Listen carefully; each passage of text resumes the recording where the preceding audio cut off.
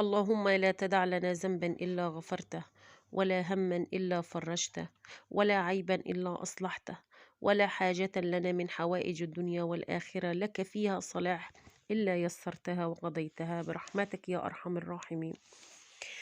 إخواتي وحبايبي في كل مكان في الدنيا، وحشتوني قد الدنيا دي كلها. النهاردة حبيت إن أنا أبدأ كده الفيديو معاكم بدعاء كده، لعل وعسى ربنا كده يتقبل منا ومنكم يا رب. ويرحمنا برحمته، ويرفع عننا الغلاء اللي احنا بقينا فيه. الدنيا والله العظيم بقت صعبة قوي قوي قوي. آه الحمد لله رب العالمين في الأول وفي الآخر، بس احنا في أيام كريمة وأيام كبيرة، عايزين ندعي ربنا كده كلنا ونتقرب منه. احنا في كل وقت مع ربنا وفي كل وقت بندعيله، بس احنا دلوقتي في أمس الحاجة فعلا إننا ربنا يرفع عننا البلاء اللي احنا فيه. والله العظيم يا بنات، البلاء ده بصوا يعني اختبار كده من عند ربنا، وربنا ان شاء الله بإذن الله هيطلعنا منه على خير. الغلاء اللي احنا فيه ده انا ما بقولش عليه غلاء، انا بقول ابتلاء، والله العظيم انا بقول ابتلاء. ربنا يا رب يرحمنا كده برحمته، ويرفع الوباء والغلاء عننا وعن بصوا عن كل سائر المسلمين كده في كل الأنحاء يا رب. والحمد لله في الأول وفي التاني وفي كل وقت زي ما احنا دايما بنقول. النهاردة الفيديو بتاعنا كده بصوا فيديو جميل كده وحلو كده بس انا عايزاكي كده تدخلي كده معايا وتشمري ايديكي كده، وندخل كده ونشوف احنا هنعمل نسمي بسم الله ونصلي على الرسول عليه الصلاة والسلام، ونشوف احنا عملنا ايه. زي ما انتوا شفتوا في بداية الفيديو، انا كانت معايا حباية فلفل الوان، واحدة حمراء على واحدة خضراء على واحدة صفراء، حباية قوطة قطعتهم حتت صغيرة زي ما انتوا شفتوا. تكرمت الأنسة مريم وصورتني وانا قاعدة. كنت جايبة بنات في اليوم ده كده كيلو بانيه. انا عشان اكون صريحة معاكم، الكبة بتاعتي مش ما عنديش كبة، عندي كبة بس انا الغطا بتاعها مكسور ومكسلة ان انا لاني لازم انزلها حمام التلات وكده، ان انا ادور لها على قطع الغيار بتاعها. فانا بصوا كنت عايزه اعمل رول فراخ كده، يعني تنويه وتغيير عن، يعني مش تغيير عن اللي احنا بناكله كل مرة في الزيت والكلام ده كله. طبعا انتوا عارفين ازازة الزيت وصلت لكام، ووصلنا لمراحل حاجة صعبة، يا ريت يعني. يلا الحمد لله. فقلت لا، انا عايزه اعمل كده رول للفراخ، بقالي فترة طويلة والله ما عملتوش، قلت هعمله. ففرمت كده الفراخ في الشفشق بتاع الخلاط. الفراخ البانيه حلوة، بتتفرم بسرعة، ما بتاخدش وقت كده وسهلة يعني.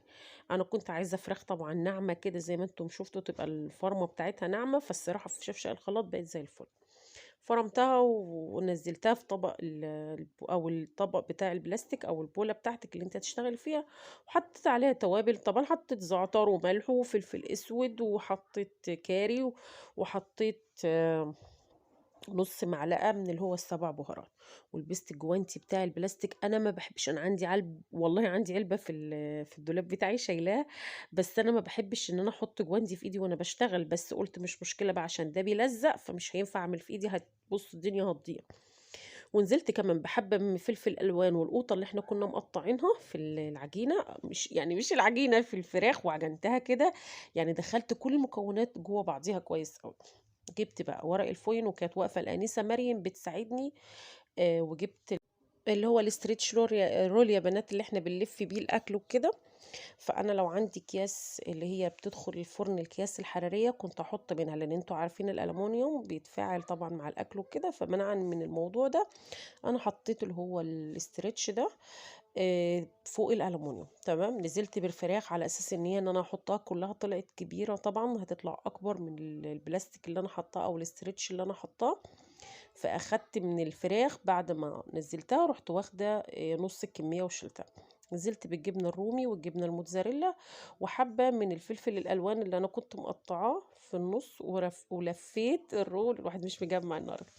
ولفيت الرول كويس جدا، وكانت الآنسة مريم بتلف معايا. طبعا اضغطي عليه من الجنب من اليمين ومن الشمال ولفيه كويس. ونزلت برضو بواحد تاني اهو زي ما انتم شايفين، نفس الكلام اللي انا عملته في الاول عملته في التاني. خدت الورق الالومنيوم وفوقيه الاسترتش، وفوقيه بعد كده نزلت كمية الفراخ بتاعتي، نزلت بالجبنة الرومي والموتزاريلا وحبة من الفلفل الالوان. الحشوة بتاعتك من جوه دي بتاعتك انت، دي انا حشيته كده. انت ممكن تحطي بيض مسلوق طبعا، بس البيضة سليمة كده مش هتقطعيها، لما تيجي تقطعيها هتلاقي بصي حاجات تانية مختلفة تماما. حطي جبن، حطي زيتون، حطي الحشوة دي خاصة بيك انت. المهم انا الكيلو عمل لي 3 رول يا بنات زي ما انتم شايفين. حطيتهم في الصينية بتاعتي، وهنزل عليهم بمجين مية سخنة واحطهم على البوتاجاز. انتي عايزة تحطيهم جوه فرن البوتاجاز تمام وزي الفل، بس انا الصراحة كنت مستعجلة عليهم عشان كده حطيتهم على البوتاجاز من فوق. خدوا غلوة، اضطريت ان انا لازم اشيل الغطا كده عشان اقلبهم على الناحية التانية، ما انت مش هتسيبيهم على اتجاه واحد، لا، قلبي فيهم كل حبة. تمام. وحبيت هنا اعمل معاهم مكرونه بالخضار، بصوا اطعم واحلى مكرونه في الدنيا دي كلها ممكن تاكليها على فكره المكرونه دي، ولا مسلوقه ولا بصلصه ولا باي حاجه، ممكن احلى من المكرونه دي. المهم حطيت عليها مكعبين ماجي، حطيت ملح، حطيت فلفل اسود، نص معلقه كاري، نص معلقه سبع بهارات، وبقيه الخضار اللي فاض انا زودت عليه بصلايه قطايه طماطمايه وقرن فلفل تاني، ونزلت بيهم يا بنات في المكرونه.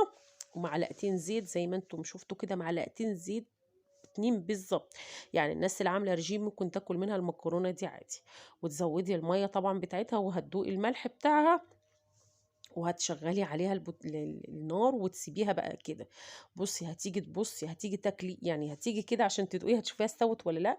بصي تحسي ان المكرونايه زبده كده مش مكرونه، والله العظيم بصوا من اجمل المكرونات اللي انا عملتها وعجبتني الصراحه. هنا انا جبت خل عشان اختبر الفراخ بتاعتي، وكانت استوت زي الفل. خرجتها كده زي ما انتم شايفين، وابتديت ان انا اشيل الاسترتش واشيل ورق الفوين. واللي كانت خارجه من بره دي كانت الجبنه الموتزاريلا، الجبنه الموتزاريلا ساحت وخرجت من بره. عايزه اقول لكم ان هي كانت عسل عسل عسل، والله العظيم بدون مبالغه، جربوها تعجبكم جدا جدا جدا. خرجناهم وحطيناهم في صينيه. دلوقتي انا عايزه احمرهم، انا مش عايزه احمرهم في الزيت يا بنات، لان انا زي ما بقول لكم الناس اللي عايزه رجيم ممكن تعمل الاكله دي هتبقى حلوه جدا معاها. نزلت بكيسين كاتشب، واحد على الوش واحد في الجناب كده، ودهنتهم بالفرشه، وفتحت لهم الشوايه عشان احطهم في الشوايه تحت الشوايه ياخدوا لون. هم مستويين وزي العسل، إن اللي عايز ياكلهم كده مسلوق ياكلهم، بس احنا لما بنديهم كده ايه تحت الشوايه لون كده بيبقى طبعا احلى واحلى. تمام. خرجتهم كده، بصوا الشوايه اديتهم لون ازاي، والمكرونه يا سيدي يا سيدي، والله المكرونه ما بتشبعيش منها، انت ممكن تاكلي الصينيه اللي انا عاملاها دي كلها كده. اجمل والله يا بنات، جربوها، اجمل واطعم 100 مره من المكرونه المصلصه او المكرونه المحمره، هتلاقوها حاجة تاني. ادي الرول طبعا، التلاتة رول اللي احنا عملناهم. حطيت لهم كده حبة شيبسي كده على الجناب، وابتديت ان انا ايه اقطعهم كل حاجة. بصوا سخنة مولع، انا مش عارفة امسك حاجة، بص كل حاجة البخار، مش عارفة اصور، والله ما عايز مش عارفة اصور. بص المكرونة من جوه سايحة ونايحة ازاي، يا سلام يا سلام يا سلام. المهم عملنا برضو حبة بطاطس، حمرنا بطاطس وكده. الصراحة أنا ما أكلتش منها، اللي أكلت منها يارا ويوسف ومريم وكده، أنا ما أكلتش بطاطس. أنا أكلت فراخ وأكلت مكرونة. بصوا قطعتها لكم كده، أنت عايزة تقطعيها كده تقطعيها، عايزة بصوا الكيلو بانيه كده، بصوا كافي الأسرة حلوة يعني، كافي كده. بصوا الجبنة، بصوا الجبنة بتنزل ازاي. طب والله شيف يا بنتي. عايزة لايكات للفيديو ده، وعايزة كومنتات، وعايزاكم تقولوا لي ايه رأيكم. أكلة جديدة ووصفة جديدة تنفع حلو جدا في رمضان على فكرة، من الأكلات الحلوة والخفيفة. بصي يعني انت ممكن من نص كيلو برضو تعملي رول كبير وحلو قوي، كفي معاكي من 4 ل5 أفراد. احنا عدد أسرتي أنا 8، عشان كده عملت الكيلو. تمام. متنسوناش باللايك والشير والاشتراك في القناة. استودعكم في رعاية الله، والسلام عليكم.